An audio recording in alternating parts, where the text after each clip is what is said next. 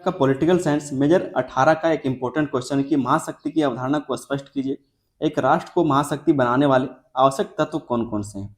महाशक्ति की अवधारणा को स्पष्ट करने के लिए कहा जा रहा है कि महाशक्ति होता क्या है, महाशक्ति का मतलब क्या है, उसका दृष्टिकोण क्या है और एक राष्ट्र को महाशक्ति बनाने वाले आवश्यक कौन कौन से तत्व हैं, इसके बारे में आपको बताना है। मोस्ट इंपॉर्टेंट क्वेश्चन है आपका, ये आपका पॉलिटिकल साइंस मेजर 18 का क्वेश्चन है। ठीक है, शुरू करते हैं आज के क्वेश्चन के आंसर को। लेकिन इससे पहले हम आपको कुछ बोलना चाहें कि आप लोग वीडियो को देख लेते लेकिन चैनल को सब्सक्राइब नहीं करते, ना ही इसको शेयर करते। तो आप लोग जब देख रहे हैं तो चैनल को सब्सक्राइब कीजिए। ठीक है, ना ही इसका आपको कोई पैसा लगता है, ना ही आपका कुछ होता है। ठीक है, तो बस आप लोग चैनल को सब्सक्राइब कर लीजिएगा। वीडियो देख रहे हो तो वीडियो पर लाइक भी जरूर कर दीजिएगा और अपने दोस्तों में इसको शेयर भी कर दीजिएगा। बहुत ज़्यादा मेहनत लगता है, टाइम लगता है। इतना गर्मी में आपके लिए हम रिकॉर्डिंग करते हैं, वीडियो बनाते हैं, ठीक है, इतना सब कुछ लिखते हैं, तो आप लोग का फर्ज बनता है कि चैनल को सब्सक्राइब कीजिए, शेयर कीजिए और वीडियो को लाइक भी कर दीजिएगा। समझते हैं आज के क्वेश्चन के आंसर को। इसके परिचय को हम लोग एक बार देख लेते हैं। कहा जा रहा है कि अंतर्राष्ट्रीय राजनीति में कुछ देश ऐसे होते हैं जिनकी शक्ति, प्रभाव और क्षमता अन्य देशों की तुलना में बहुत अधिक होती है। ये देश न केवल अपने क्षेत्र में बल्कि पूरे विश्व की राजनीति, अर्थव्यवस्था और सुरक्षा को प्रभावित करने की क्षमता रखते हैं। ऐसे शक्तिशाली देशों को महाशक्ति कहा जाता है। तो महाशक्ति का मतलब आपको समझ में आया होगा। क्या कहा जा रहा है कि अंतर्राष्ट्रीय राजनीति में कुछ ऐसे भी देश होते हैं, जैसे कि आपका एक गांव है, ठीक है, गांव है तो आपके गांव में बहुत सारे लोग रहते हैं, लेकिन सभी रईस नहीं होंगे। कुछ ऐसे व्यक्ति होंगे जो बहुत पैसे वाले होंगे, जिनके पास सत्ता होगा, ठीक है, जिनके पास क्या पावर होगा, पैसा होगा। तो उसी के बारे में यहाँ पर हम लोग बात कर रहे हैं कि इस दुनिया में बहुत सारे देश हैं, तो उसमें से कुछ गिने चुने हुए ऐसे देश है जिनके पास कह सकते हैं कि अर्थव्यवस्था अच्छी है, उनकी राजनीति अच्छी है, उनके पास जो सुरक्षा है, सैन्य शक्ति है, टेक्नोलॉजी, वो बहुत ही अच्छा है। और वही देश जो है, कुछ चुने हुए देश बाकी सभी देशों को नियंत्रित करने का काम करते हैं। ठीक है, तो उसी को महाशक्ति कहा जाता है। यहाँ पर लिखा हुआ भी वही चीज है। कहा जा रहा है कि अंतर्राष्ट्रीय राजनीति में कुछ देश ऐसे होते हैं जिनकी शक्ति, प्रभाव और क्षमता अन्य देशों की तुलना में बहुत अधिक होता है। अन्य देशों की तुलना में बहुत ज्यादा उनके पास क्या पावर है। ये देश न केवल अपने क्षेत्र में बल्कि पूरे विश्व की राजनीति, ये ऐसा नहीं कि ये जो देश है, जो महाशक्ति वाले देश हैं, जो बड़े बड़े देश हैं, ये सिर्फ अपने क्षेत्र में बल्कि पूरे विश्व की राजनीति को, अर्थव्यवस्था और सुरक्षा को प्रभावित करने की क्षमता रखते हैं। वो क्या करता है, किसी भी देश की राजनीति को बदल सकता है, प्रभावित कर सकता है, उसकी अर्थव्यवस्था को प्रभावित कर सकता है, उसकी सुरक्षा को प्रभावित कर सकता है। ऐसे महाशक्ति देशों को, ऐसे शक्तिशाली देशों को महाशक्ति कहा जाता है। ऐसे ही शक्तिशाली देशों को ही महाशक्ति कहा जाता है, सुपर पावर देश कहा जाता है। ठीक है, उम्मीद करते हैं यहाँ तक आपको समझ में आया होगा। आगे कहा जा रहा है कि महाशक्ति बनने के लिए केवल सैन्य शक्ति पर्याप्त नहीं होता। महाशक्ति बनने के लिए सिर्फ अगर आपके पास सैन्य शक्ति तो यही पर्याप्त नहीं है, बल्कि आर्थिक होना चाहिए, राजनीतिक, तकनीकी और कूटनीतिक शक्ति का भी होना आवश्यक होता है। जिन देश के पास सैन्य शक्ति पर्याप्त है, जिनके पास आर्थिक शक्ति है, जिनके पास राजनीतिक शक्ति है, जिनके पास टेक्नोलॉजी है, जिनके पास कूटनीतिक डिप्लोमेसी, ठीक है, इन सब चीज जिस भी देश के पास है, वही आज के टाइम में क्या है, तो महाशक्ति बना हुआ है, उसी के पास पूरा सत्ता है विश्व का। ठीक है, गिने चुने देश है, जैसे कि आपका अमेरिका हो गया, रसिया हो गया, चाइना हो गया, जापान के पास टेक्नोलॉजी, लेकिन वो इस सब चीज पर दिमाग नहीं लगाता। जैसे कि फ्रांस हो गया, आपका ब्रिटेन हो गया, ये सब क्या है, तो पूरे विश्व को कंट्रोल करने वाले देश हैं। आगे हम लोग जानते हैं महाशक्ति की अवधारणा की। महाशक्ति की अवधारणा क्या है, इसका मतलब क्या है, फिर इसका विचारधारा क्या है। ठीक है, महाशक्ति से तात्पर्य ऐसे राष्ट्र से है जिसके पास इतनी व्यापक शक्ति और संसाधन हो कि वह विश्व स्तर पर महत्वपूर्ण निर्णयों को प्रभावित कर सके और अंतर्राष्ट्रीय राजनीति में प्रमुख भूमिका निभा सके। तो महाशक्ति से तात्पर्य यह है, या फिर कह सकते हैं कि महाशक्ति का जो अवधारणा है वो ऐसा है कि एक ऐसा राष्ट्र है जो पूरे विश्व के शक्ति को, संसाधन को वो क्या कर सकता है, प्रभावित कर सकता है। किसी के देश को निर्णय लेने का जो शक्ति होता है उसको प्रभावित कर सकता है। ठीक है, तो जो पूरे विश्व को प्रभावित कर सके उसी को महाशक्ति कहा जाता है। फिर से पढ़ते हैं। कहा जा रहा है कि महाशक्ति से तात्पर्य ऐसे राष्ट्र से है जिसके पास इतनी व्यापक शक्ति और संसाधन हो, जिस देश के पास इतना व्यापक शक्ति हो, इतना ज्यादा संसाधन हो कि वह विश्व स्तर पर महत्वपूर्ण निर्णयों को प्रभावित कर सके। जो भी महत्वपूर्ण निर्णय है विश्व स्तर पर वो उसको प्रभावित कर सके, अंतर्राष्ट्रीय राजनीति में प्रमुख भूमिका निभा सके। जैसे किसी भी देश के बीच में युद्ध हो रहा है तो उन देशों के पास इतना शक्ति होता है कि वो मध्यस्थता करा सकता है, फिर उस युद्ध को रोक सकता है। जैसे कि अगर अमेरिका, अभी तो अमेरिका भी उलझा हुआ है युद्ध में, लेकिन अगर अमेरिका नहीं उलझा रहता या फिर कोई अलग अलग दो देश लड़ रहे होते तो अमेरिका पूरा इसमें क्या करता, तो अपना बात रखता कि लड़ाई मत करो, युद्ध मत करो, ऐसा वैसा बहुत चीज समझाता। ठीक है, क्योंकि वो खुद ही लड़ रहा है तो अभी उसके बाद दिमाग काम नहीं कर रहा है। आगे हम लोग अगर इसको आसान भाषा में समझना चाहें तो इस तरह समझ सकते हैं कि महाशक्ति वह राष्ट्र होता है जो सैन्य, आर्थिक, राजनीतिक और तकनीकी दृष्टि से इतना शक्तिशाली हो कि उसका प्रभाव पूरे विश्व पर पड़े। समझ में आया? जैसे महाशक्ति वह राष्ट्र होता है जो सैन्य, आर्थिक, राजनीतिक और तकनीकी दृष्टि से इतना शक्तिशाली हो कि उसका प्रभाव पूरे विश्व पर पड़े, उसी को महाशक्ति कहा जाएगा। इतिहास में शीत युद्ध के समय अमेरिका और सोवियत संघ को महाशक्ति माना जाता था। कुछ समय पहले, जैसे कि 1945 के बाद से 1945 से मान लीजिए ना, सीधा सीधा कि 1945 से लेकर के 1991 जब तक सोवियत संघ का विघटन नहीं होगा, ठीक है। तो 1945 से लेकर 1991 तक ये जो शीत युद्ध का समय था, उस टाइम अमेरिका और सोवियत संघ को दोनों को महाशक्ति माना जाता था, एक अमेरिका और दूसरा सोवियत संघ, क्योंकि दोनों देशों के पास विशाल सैन्य शक्ति, मजबूत अर्थव्यवस्था और वैश्विक प्रभाव था। दोनों देश के पास अलग अलग देशों का कह सकते हैं कि उसका जो संबंध था वो अच्छा था और सभी का सहयोग उसमें था। वहां पर टेक्नोलॉजी था, अर्थव्यवस्था था, ठीक है, राजनीति था, जिसके कारण सिर्फ दो ही महाशक्ति यहाँ पर देखने को मिलता, एक तो अमेरिका था और दूसरा सोवियत संघ। क्योंकि 1991 में सोवियत संघ का विघटन हो गया, देशों का यहाँ पर बंटवारा हो गया, फिर कह सकते हैं जो सोवियत संघ वो टूट गया, ठीक है। और जिसके बाद अमेरिका जो है वो सुपर पावर बन के उभरा था। आगे हम लोग समझते हैं, इसके बारे में ज्यादा नहीं जाएंगे, जब दूसरा क्वेश्चन कराएंगे वहां पर हम आपको इसके बारे में बताएंगे। आगे इस तरह से क्वेश्चन पूछा गया था, किसी राष्ट्र को महाशक्ति बनाने वाले आवश्यक तत्व क्या होते हैं, क्या हो सकते हैं, उसके बारे में हम लोग यहाँ पर जानेंगे कि किसी भी राष्ट्र को महाशक्ति कौन कौन से तत्व बना सकते हैं। तो पहला जो तत्व हो सकता है वो है मजबूत सैन्य शक्ति। जिसके पास मजबूत सैन्य शक्ति है वो देश क्या है, तो महाशक्ति बन सकता है, महापावरफुल बन सकता है, ठीक है। किसी देश को महाशक्ति बनने के लिए उसकी सेना का मजबूत होना बहुत आवश्यक है।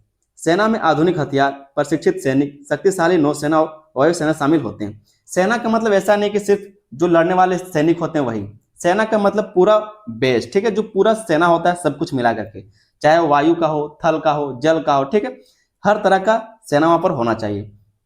टेक्नोलॉजी होना चाहिए, अगर आप लड़ने वाले आपके पास लोग तो हैं, लेकिन अगर आपके पास लड़ने के लिए हथियार नहीं है सही, आप तीर धनुष से मार रहे और कोई आपको बम से मार रहा है, तो आप सकेंगे नहीं सकेंगे।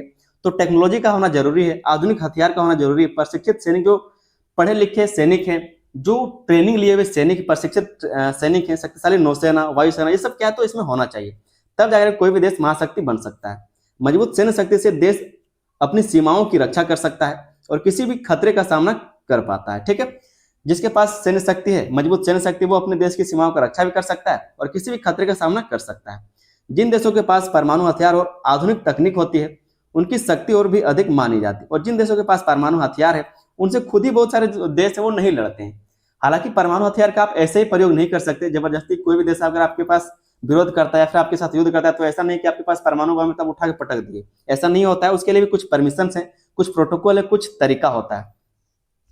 तो जिसके पास भी परमाणु हथियार है या फिर जो आधुनिक टेक्नोलॉजी, उसका जो दबदबा है वो अधिक रहता है।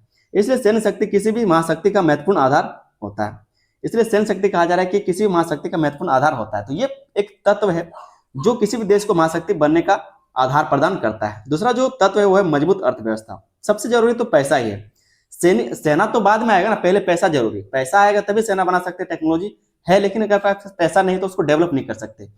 भारत में ऐसे भी लोग हैं जिनके पास टेक्नोलॉजी है, जो लोग कुछ अच्छा कर सकते हैं, कुछ आविष्कार कर सकते हैं, लेकिन उनके पास पैसा नहीं है। बहुत सारे ऐसे गरीब लोग भी है जो पढ़ने में बहुत तेज होते हैं, उनके पास पैसा नहीं होता लेकिन वो पढ़ नहीं पाते, ठीक है। तो अर्थव्यवस्था का होना जरूरी है। महाशक्ति बनने के लिए किसी भी देश की अर्थव्यवस्था का मजबूत होना बहुत जरूरी है। मजबूत अर्थव्यवस्था का अर्थ है कि किसी देश में उद्योग, व्यापार, उत्पादन और रोजगार के अच्छे अवसर हों। यहाँ पर क्या है, तो वहाँ जहाँ पर रोजगार अच्छा होगा, उद्योग ज्यादा होंगे, उत्पादन ज्यादा होगा, रोजगार ज्यादा होगा, ठीक है, तो उसी को कहेंगे अच्छा अवसर। जहाँ पर इस तरह का ज्यादा अवसर होगा उसी को मजबूत अर्थव्यवस्था कहा जाएगा। जब किसी देश की अर्थव्यवस्था मजबूत होती है तो वह दूसरे देशों के साथ व्यापार कर सकता है।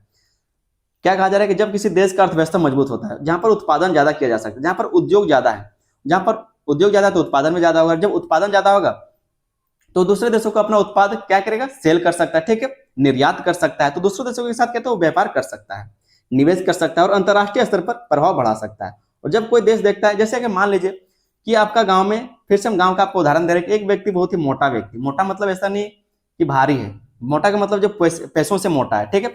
तो जिसके पास कोई भी गरीब आदमी को कुछ घटता है तो वहां पर जाके ब्याज पर वो पैसा ले लेता है। तो वो क्या करेगा, उसके पास पैसा लेता है, जो उसके साथ संबंध रखता है, उसको कभी भी प्रभावित कर सकता है। तो उसी के बारे में कहा जा रहा है कि उस किसी भी देश पर निवेश कर सकता है, वो अंतर्राष्ट्रीय स्तर पर वो अपना प्रभाव बढ़ा सकता है। इसके घर में आकर के बोलेगा कि तुम उसके साथ संबंध मत रखना, उसके घर मत जाना, तो वो बोलेगा ठीक है भैया नहीं जाएंगे। तो इस तरह से होता है, ठीक है।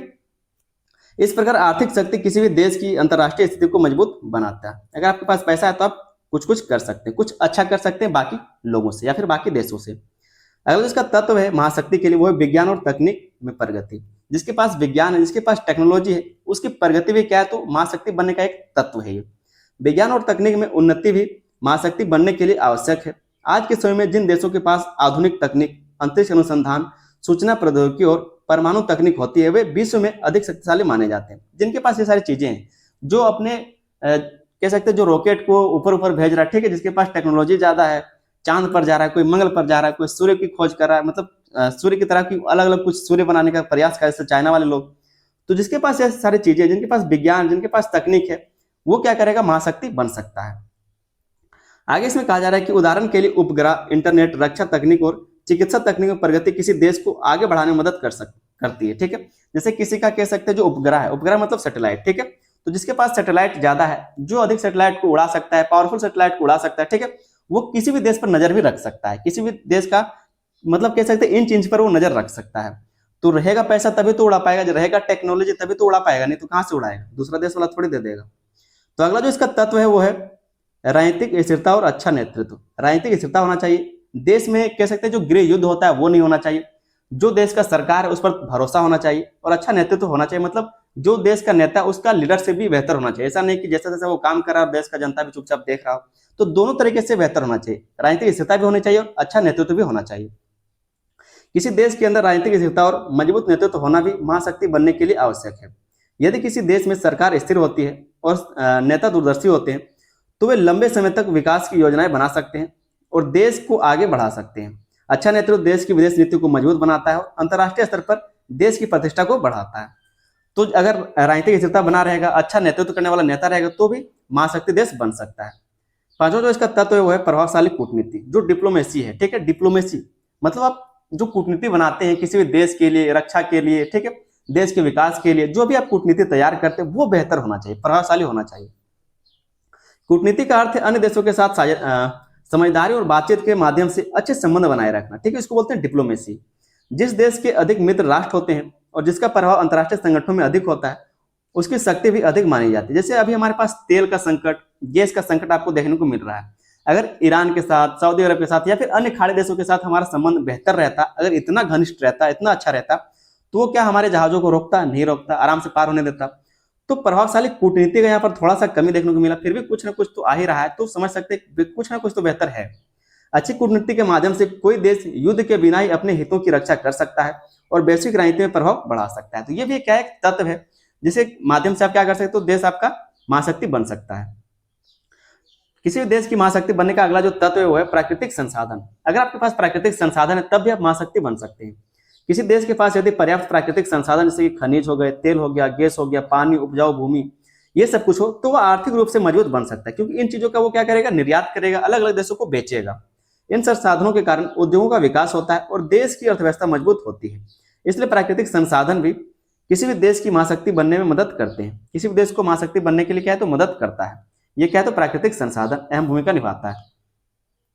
अगला इसमें तत्व है वह है बड़ी और सक्षम जनसंख्या। बड़ी और सक्षम जनसंख्या, हमारे पास जनसंख्या बहुत है, भारत में जनसंख्या बहुत है, कार्यशील जो युवा है, जो मतलब जो काम करने वाले लोग हैं, उनकी संख्या भी बहुत है, लेकिन कोई काम का नहीं है, ठीक है, उनके पास काम ही नहीं, उनके पास रोजगार ही नहीं है। तो बड़ी और सक्षम जनसंख्या भी क्या है, तो किसी भी देश को महाशक्ति बना सकता है। बड़ी जनसंख्या भी किसी देश की शक्ति बन सकती है यदि उसे सही दिशा में विकसित किया जाए। अधिक जनसंख्या का मतलब अधिक श्रमिक, अधिक प्रतिभा और बड़ा बाजार। इससे उद्योग, उत्पादन और आर्थिक विकास को बढ़ावा मिलता है। हमारा जो देश है और यहाँ का जो जनसंख्या है, जो सक्षम जनसंख्या या फिर कह सकते हैं इतना जो बड़ा जनसंख्या हमारा, वो सिर्फ बड़ा बाजार के लिए काम आता है और कोई काम नहीं है। ना यहाँ पर रोजगार है, अगर जो कह सकते हैं रोजगार, श्रमिक तो है लेकिन यहाँ पर श्रम नहीं है, ठीक है, मतलब काम, जो काम करने वाले लोग तो हैं लेकिन काम ही नहीं मिल रहा। प्रतिभा तो है लेकिन वो दिखाएगा कहाँ पर, प्लेटफॉर्म नहीं है, ठीक है। तो सिर्फ ये बाजार का काम करता है, क्योंकि यहाँ पर रोजगार नहीं है, शिक्षा उतना बेहतर नहीं है, ठीक है, टेक्नोलॉजी इतना अच्छा नहीं है। अगर किसी के पास टेक्नोलॉजी है तो उसको बढ़ाने वाले लोग नहीं है। यदि जनसंख्या शिक्षित और कुशल हो तो वह देश के विकास में महत्वपूर्ण भूमिका निभाती है। तो बड़ी जनसंख्या और सक्षम जनसंख्या क्या है, तो किसी भी देश को महाशक्ति बनाने के लिए एक महत्वपूर्ण तत्व है। अगला जो महत्वपूर्ण तत्व है वो है अंतर्राष्ट्रीय प्रभाव और प्रतिष्ठा। महाशक्ति बनने के लिए किसी देश का अंतर्राष्ट्रीय स्तर पर प्रभाव और सम्मान भी आवश्यक है। किसी भी देश का अंतर्राष्ट्रीय स्तर पर क्या, तो उसका प्रभाव होना चाहिए, उसका सम्मान होना चाहिए, तभी जाकर वो महाशक्ति बन सकता है। जिसका कोई इज्जत ना हो, जैसे कि पाकिस्तान, उसका कोई इज्जत नहीं, तो वो कब महाशक्ति बनेगा, कभी नहीं बना सकता। जिस देश की बात विश्व के अन्य देश ध्यान से सुनते हैं और जिसका प्रभाव वैश्विक संगठनों में होता है, वह देश अंतर्राष्ट्रीय राजनीति में महत्वपूर्ण भूमिका निभाता है। जैसे आज भारत किसी भी सम्मेलन में जाता है या फिर कोई बात बोलता है तो पूरा विश्व उसको सुनता है, ठीक है, भारत को सुनता है, क्योंकि भारत एक बड़ा बाजार है। कोई भी देश चाहेगा कि भारत में मेरा सामान निर्यात हो, ताकि यहाँ पर जो खरीदने वाले लोग यहाँ पर बहुत ही ज्यादा संख्या में है, तो कोई भी देश चाहेगा इसके साथ मेरा संबंध मजबूत रहे। ऐसे देश अक्सर वैश्विक समस्याओं के समाधान में नेतृत्व करते हैं। ठीक है, तो ये कुछ महत्वपूर्ण तत्व थे जिसके कारण क्या है, तो कोई भी देश महाशक्ति बन सकता है। उम्मीद करते हैं क्वेश्चन का आंसर आपको बहुत अच्छे समझ में आ गया होगा। एक छोटा सा आप लोग निष्कर्ष लिखेंगे कि उपरोक्त विवेचना से स्पष्ट होता है कि महाशक्ति बनने के लिए किसी राष्ट्र के पास कई प्रकार की शक्तियां और क्षमताएं होना आवश्यक है। मजबूत सैन्य शक्ति, शक्तिशाली अर्थव्यवस्था, विज्ञान और तकनीक में प्रगति, राजनीतिक स्थिरता, प्रभावशाली कूटनीति, प्राकृतिक संसाधन, बड़ी जनसंख्या और अंतर्राष्ट्रीय प्रतिष्ठा जैसे तत्व किसी राष्ट्र को महाशक्ति बनने में सहायता करते हैं। तो ये सारी चीजें होना जरूरी है। यहाँ पर आपने जितना चीज देखा, सब चीज का होना जरूरी है, तभी जाकर कोई भी देश जो है वो महाशक्ति बन सकता है, नहीं तो वो नहीं बन सकता। वो सिर्फ क्या करेगा, बड़ा बाजार बन के रह जाएगा, या फिर एक कह सकते हैं कि उपभोक्ता बन के रह जाएगा। उपभोक्ता मतलब समझते हैं कस्टमर, और कस्टमर का मतलब होता है कष्ट से मरो, कष्ट से ही मरेगा। रिचार्ज करो तुम 500 का, आटा खाओ तुम 200 का, तेल खरीदो तुम 500 रुपये लीटर, तो कष्ट से मरने वाले को ये बोलते हैं कस्टमर। ठीक है, कस्टमर का मतलब कष्ट से मर जाओ। उम्मीद करते हैं क्वेश्चन का आंसर आपको समझ में आ गया होगा। चैनल पर दोस्तों नया तो आप लोग चैनल को सब्सक्राइब जरूर कर लीजिएगा। वीडियो पसंद है तो वीडियो पर लाइक करें, अपने दोस्तों में इसको शेयर भी कर देना है। मिलते हैं दोस्तों किसी नेक्स्ट वीडियो में, तब तक के लिए धन्यवाद। जय हिंद।